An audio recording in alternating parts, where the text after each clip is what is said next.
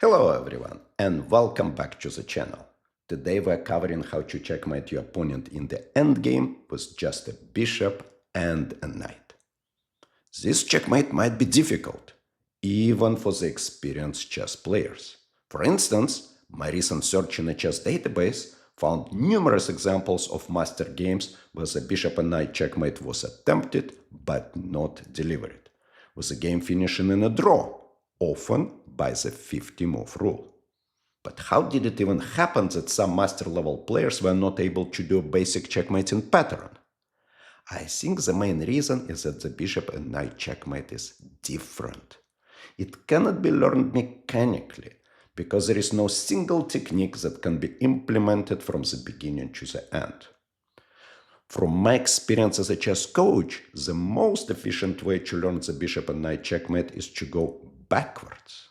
It means that we should first master two key positions and crucial maneuvers in those positions. And only when we clearly understand what we are trying to achieve at those two key moments, we should start practicing the complete checkmating sequence. Let's jump right in and see our first key position that the stronger side tries to achieve. It's white to move. Notice that we have a wall of force here, a barrier that prevents black king from escaping. Our knight and bishop control a lot of key squares here. Bishop controls diagonal, then other diagonal, knight controls b6, c7, and e7. All this confines the black king to the a8 corner. So black king sits confined and cannot escape. The only thing we need to do now to bring our king closer and finish the game with a checkmate. Let's see how to do it. Let's play king e5. Let's say black king tries to move to other corner. We bring king closer and black king on the way to other corner. But king cannot escape because we have bishop controlling the diagonal. Now we can play waiting move, king d6 or king f7, and black king needs to go back toward a8 corner. We come closer, let's say black king moves to b7, we come closer, and king almost confined. Now let's use our bishop. We control important diagonal. Looks like king escaping by attacking our bishop, but we regroup the bishop. Another wall of force. Three squares are controlled. Knight controls b6 and our bishop controls b7 and a6 squares. King moves, we move king closer, and now it's almost checkmate. But if we attack king immediately, we would not be able to checkmate next move. So to avoid the stalemate, we will need to release king. So let's play better here. Let's regroup our knight first. Through e7 or b4, we can come to c6 square. Let's play knight e7, king moves, and now checkmate in two moves follows. We attack king, check, king cannot escape because bishop controls a6 square, and checkmate happens. Our bishop attacks king, our knight prevents king from escaping, and also knight and king control b8 square. And now we're ready to go to our next example.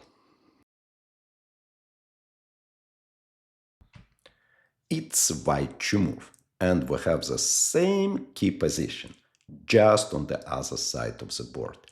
I'm purposely showing you the same setup again, because it holds something special and important for understanding the bishop and knight checkmate.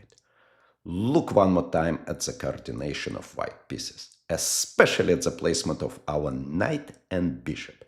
We again have the wall of force here, a barrier that prevents the black king from escaping from the h8 corner.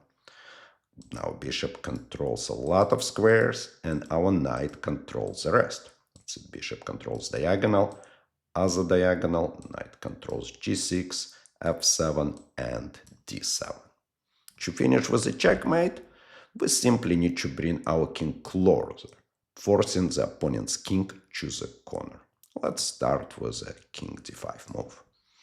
Black might respond by moving its king to the f8 square. Also, before we go any further, let's learn one more important detail here, the one that we haven't discussed yet. In this type of checkmate, the defending king can only be checkmated in a corner of the bishop's color. It means that in this specific position, we can force a checkmate only in the h8 corner or the a1 corner, because we have the dark squared bishop on the board. Okay, let's proceed with our checkmating sequence in this position and play king d6 move. Okay, let's say black moves, we're squeezing king to the corner. Let's say king moves, coming closer. Now we use bishop to restrict opponent's king.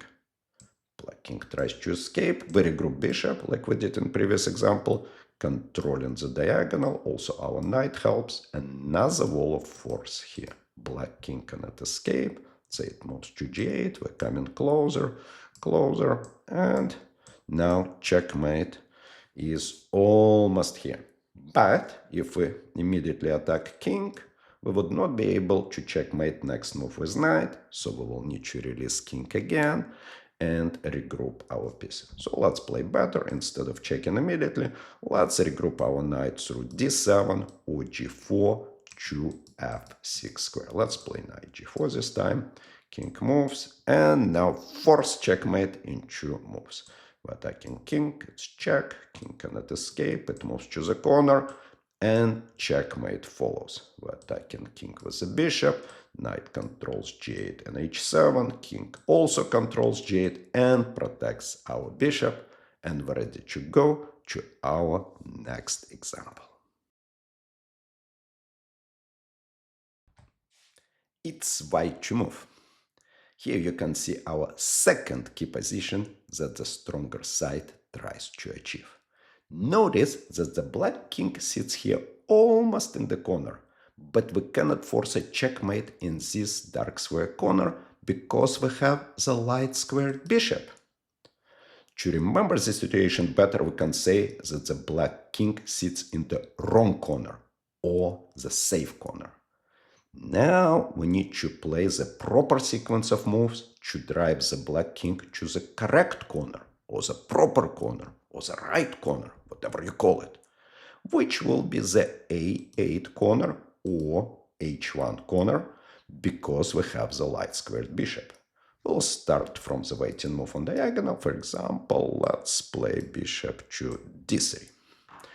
Okay, black has only one move. They need to move to f8. We bring our bishop, control the square.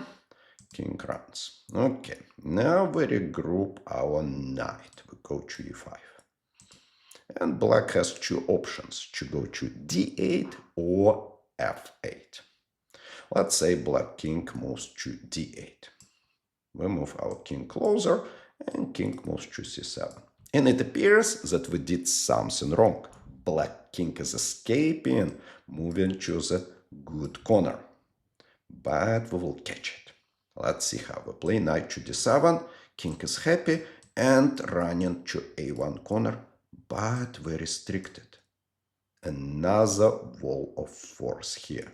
Notice that we're controlling a lot of squares on this board. Our king controls d5, knight controls c5, b6, and bishop prevents black king from running. Okay, let's say king moves back, regroup. And did you notice what happened? By playing the correct sequence of moves, we were able to transfer from the second key position to the first key position.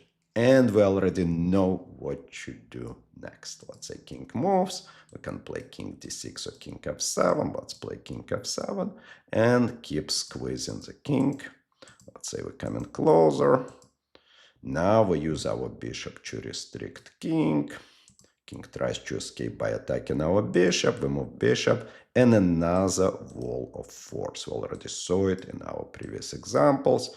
We're controlling a lot of important squares here and ready to checkmate. As usual, immediate attack of the king would not work. So let's regroup And checkmate in 2 moves follows. Check and checkmate. Black king sits in the corner and we're controlling all squares. Checkmate here. But let's look at one more example. What if in the beginning black king will try to go in other direction? Remember, it went to d8.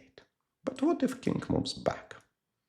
It will make our task a bit easier. Let's try this move. Okay, now we play check. King has only one move.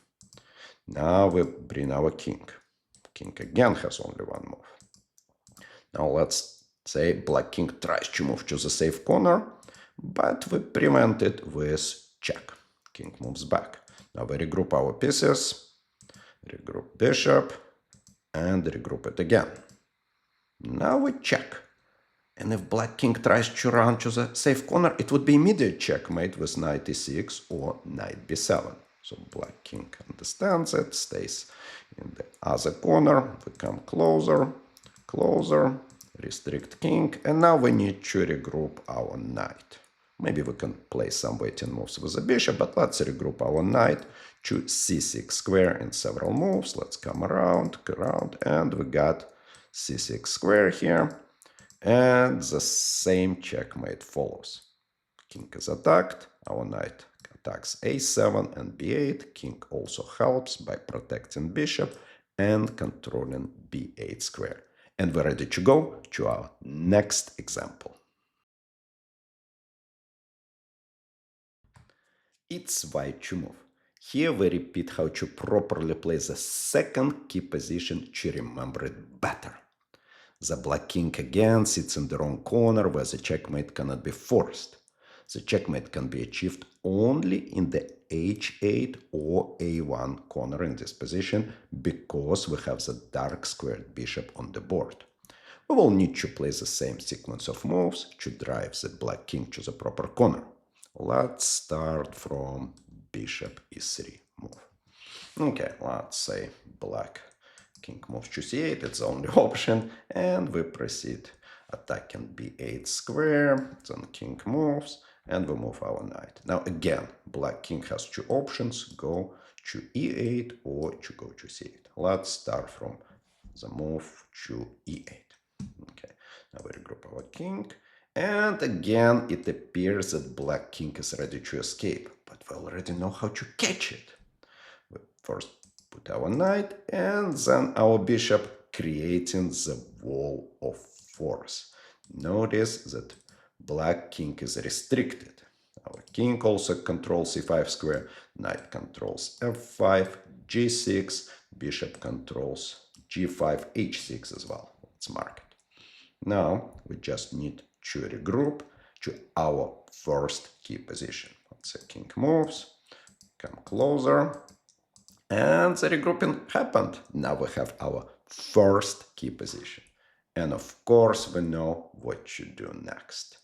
Let's play here king e6 or king c7, doesn't matter. Bring our king closer. Use our bishop. We did it many times already. Another wall of force. We already know it. Our bishop controls h6 and g7. Knight controls g6. Hope you already learned this pattern. Now we improve king. Again, immediate check will be waste of time because we'll need to regroup to avoid stalemate. So let's regroup our knight through g4 or f7 to f6 square. We come in, check, and checkmate follows. And like we did in the previous example, let's go back and see what if black moves to different direction.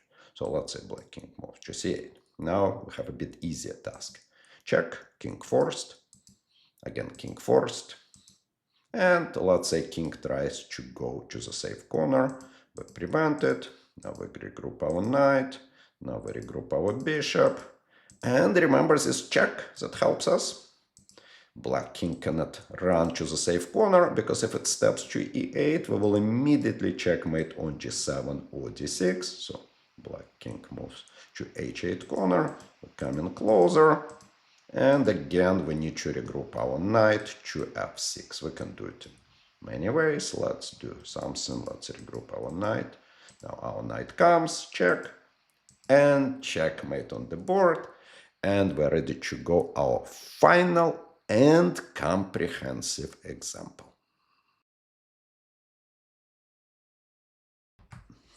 It's white to move.